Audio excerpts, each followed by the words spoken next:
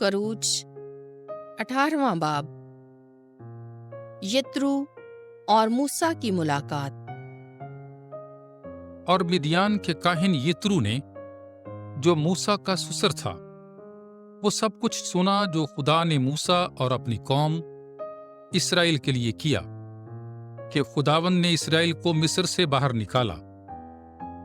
तब यित्रो मूसा के ससुर ने मूसा की बीवी सफूरा को, जिसे उसने वापस भेजा हुआ था, लिया, और उसके दोनों बेटों को भी, जिनमें से एक का नाम जरशूम था, क्योंकि उसके बाप ने कहा कि मैं मुसाफिरी की सरजमीन में उतरा हुआ हूं, और दूसरे का नाम इलियाजर, क्योंकि उसने कहा कि मेरे बाप का खुदा मेरा मददगार हुआ, और उसने मुझे फराउन की तलवार से छुड़ाया।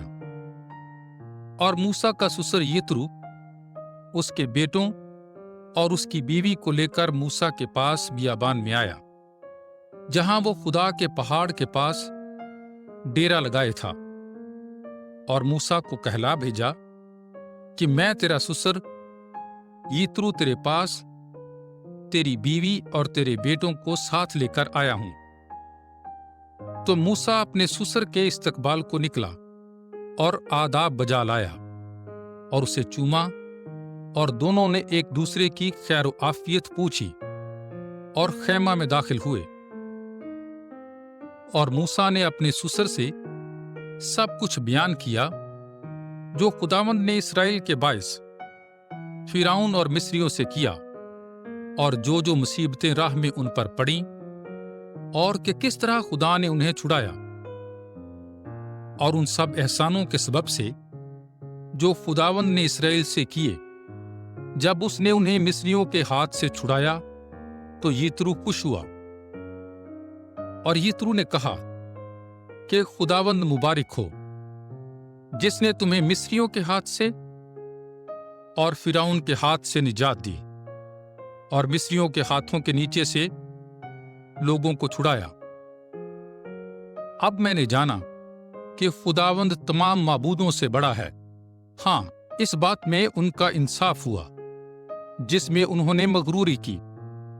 तब मूसा के ससुर यित्रो ने खुदा के लिए सोख्तनी कुर्बानी और ज़बीहे नजर गुजराने, और हारून और इसराइल के सब बुजुर्ग खुदा के हजूर मूसा के ससुर के साथ खाने को आए।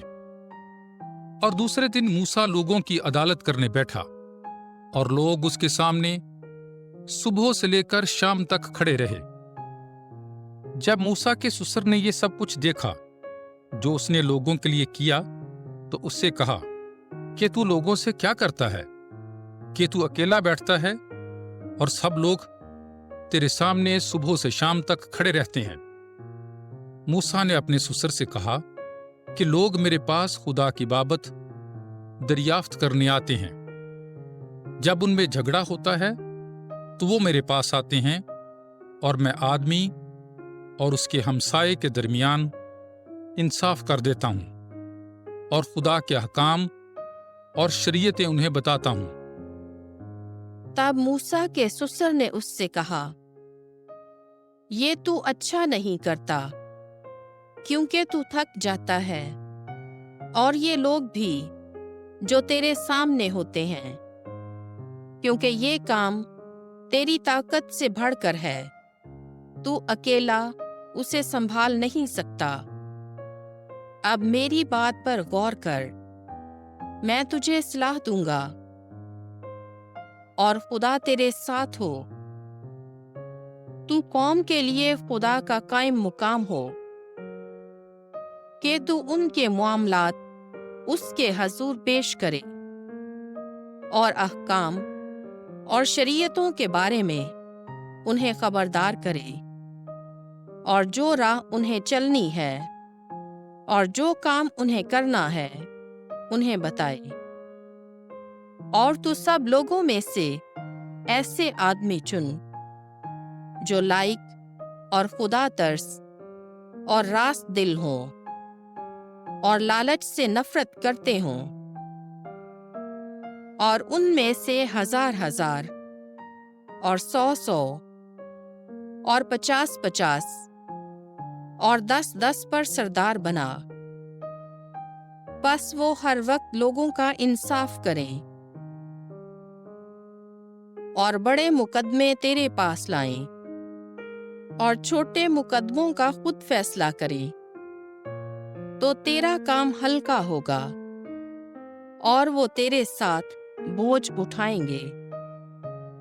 اگر تو اس طرح سے کرے اور خداوند تجھے یوں ہی حکم کرے تو برداشت کر سکے گا، اور یہ لوگ بھی اپنے اپنے مکانوں میں سلامتی سے جائیں گے۔ تب موسیٰ نے اپنے سسر کی بات مانی اور سب کچھ جو اس نے کہا تھا کیا۔ چنانچہ موسیٰ نے سب اسرائیل میں سے لائق آدمی چنے